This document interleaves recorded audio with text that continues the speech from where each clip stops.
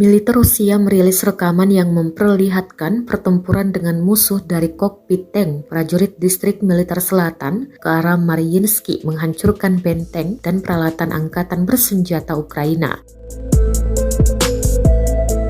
Persiapan amunisi dan membidik target dari dalam tank direkam. Rekamannya ramai beredar di Telegram pada Sabtu 15 Oktober 2022.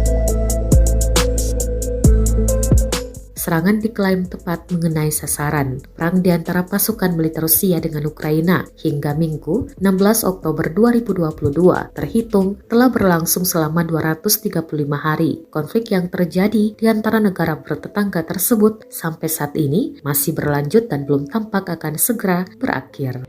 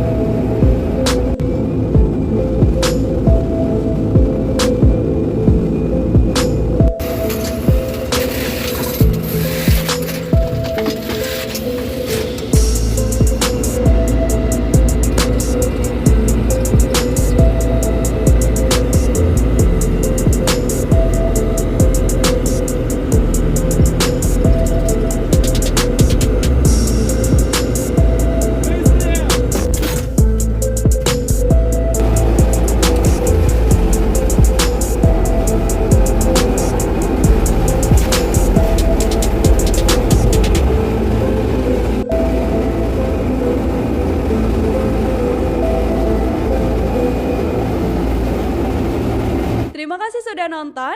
Jangan lupa like, subscribe, dan share ya.